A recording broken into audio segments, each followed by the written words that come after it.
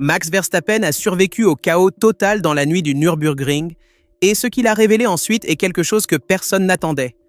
Le quadruple champion du monde de Formule 1 a affronté sa première expérience nocturne sur la Nordschleife, sous une pluie torrentielle, avec un brouillard épais qui réduisait la visibilité à quelques mètres, et sur un tracé où certains secteurs étaient complètement inondés tandis que d'autres restaient secs. Des conditions qui auraient terrorisé n'importe quel pilote professionnel.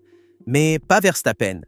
Lui est descendu de la voiture et a dit que c'était probablement les pires conditions possibles, mais qu'au moins il avait eu une bonne première impression de ce à quoi s'attendre pendant la course. Il a réussi à compléter un seul tour en plus de 3 heures de session. Un unique passage dans le noir de l'enfer vert, sous le déluge, sur un circuit de plus de 25 km où Niki Lauda a failli perdre la vie. Et le lendemain, il est retourné en piste et a fait quelque chose d'extraordinaire. Dans la deuxième qualification de vendredi, avec la piste enfin sèche, Verstappen a déchaîné tout son talent. Il a enregistré un temps de 8 minutes, 11 secondes et 614 millièmes. Et pendant une bonne partie de la session, il a mené le classement absolu. L'objectif déclaré était de se classer parmi les 7 premiers pour accéder au Top Qualifying 3, la phase décisive pour la pole position. Et il y est parvenu, bien que dans les 3 dernières minutes de la session, 5 voitures aient amélioré leur temps en le dépassant. Verstappen a commenté en déclarant s'être senti complètement à l'aise dans la voiture et avoir trouvé les conditions incroyablement difficiles en raison du nombre très élevé de voitures rapides. Mais l'équipe a atteint son objectif et s'est garanti l'accès à la phase finale. Si vous vivez cette aventure avec nous, abonnez-vous à la chaîne et dites-nous dans les commentaires si vous pensez que Verstappen peut gagner lors de ses débuts absolus. Le Top Qualifying 3 a été un spectacle de pure tension agonistique. 12 voitures relâchées à intervalles de 15 secondes pour 2 tours sans trafic sur la Nordschleife. 2 passages pour tout décider. Daniel Juncadella, coéquipier de Verstappen, a eu la tâche d'enregistrer le temps décisif pour la Mercedes numéro 3. Le premier passage a été prudent, 9e position provisoire. Le second passage était celui qui comptait, et la pression était brutale. Luca Hengstler a surpris le monde entier avec un tour magistral sur la Lamborghini numéro 84, conquérant la pole position avec un chrono de 8 minutes 11 secondes et 123 millièmes. Marco Mappelli sur la Lamborghini numéro 130 a amélioré, mais il lui a manqué 3 dixièmes. Christopher Haas sur l'Audi numéro 16 s'est placé 3e. Juncadella a arraché la 4e position pour l'équipe Verstappen Racing, devant la Ferrari numéro 45 de Thierry Vermeulen. Le Brésilien Augusto Farfus sur la BMW numéro 1 partira 9e. Verstappen s'élancera de la 2e ligne, à portée d'attaque dès le premier virage. Verstappen a ensuite parlé à la presse avec une sérénité qui cache une détermination féroce. Il a dit que l'équipe s'est préparée de la meilleure manière possible en tant que groupe, avec des personnes extrêmement professionnelles et dévouées corps et âme au projet. Il a ajouté que l'expérience nocturne de jeudi, malgré les conditions impossibles, lui a donné une première impression fondamentale de ce qui l'attend dans la nuit entre samedi et dimanche. Et il a conclu en disant qu'ils espèrent tous un bon résultat. Mais, connaissant Verstappen, le mot « résultat » pour lui n'a qu'une seule signification. Victoire. Rien d'autre. L'équipe Winward a démontré un niveau de préparation qui va au-delà de tout standard vu dans cette compétition. Ils ont installé une voiture de réserve complète, prête à être récupérée à tout moment depuis leur atelier d'Altendiez, situé à seulement 60 minutes du circuit. Dans une course de 24 heures où les accidents sont monnaie courante et les dommages mécaniques peuvent être fatals, avoir une auto de secours à portée de main est un luxe que très peu d'équipes peuvent se permettre. Mais c'est aussi le signal de combien la Mercedes AMG investit dans cette opération. Mettez un beau like si vous voulez continuer à suivre chaque développement de cette histoire incroyable. Et c'est précisément ici que l'histoire prend un tournant que personne n'attendait. Parce que, selon ce qui a été révélé par le motorsport.com à travers des sources fiables dans le paddock, sous la Mercedes de Verstappen, se cache quelque chose de différent par rapport à toutes les autres voitures de la marque en course.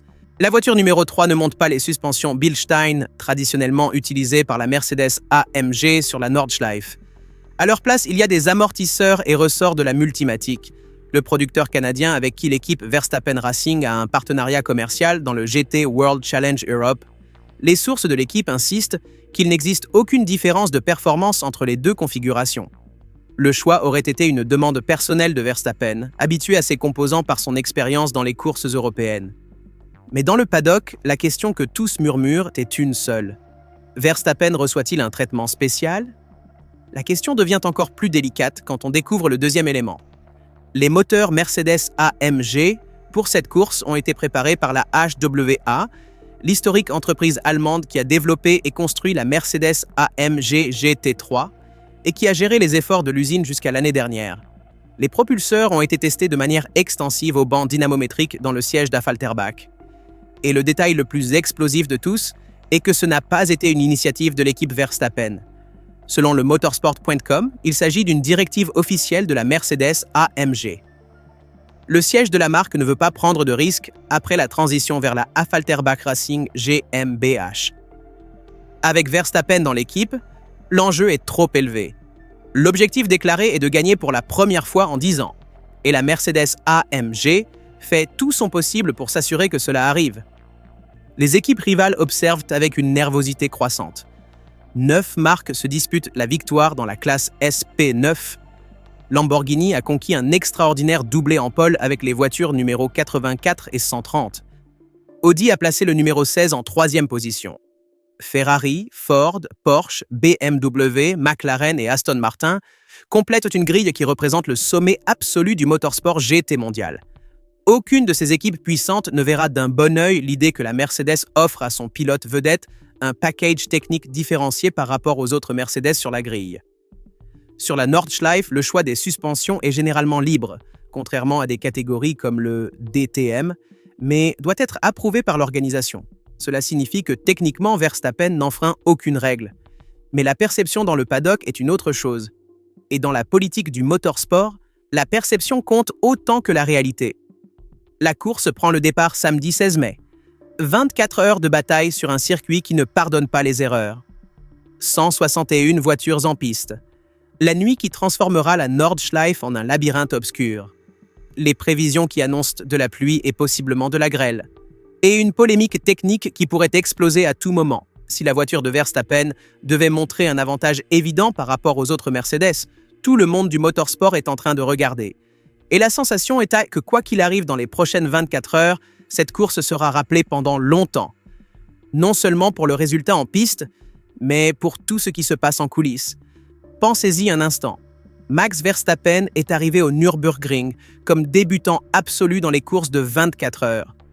Il n'avait jamais couru sur ce circuit dans la vie réelle avant quelques semaines. Sa préparation a été construite sur des milliers de tours au simulateur, sur des courses virtuelles de 24 heures disputées depuis le canapé de la maison et sur très peu de sessions de tests réels. Pourtant, en 2 jours d'activité, il a réussi à mener le classement de la 2e qualification, à conquérir l'accès au Top Qualifying 3 et à placer sa voiture en 4e position, à quelques dixièmes de la pole position absolue.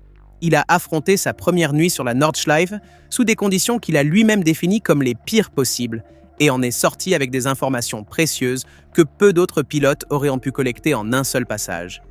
Ses adversaires sont des spécialistes qui connaissent chaque centimètre du Nürburgring depuis des années.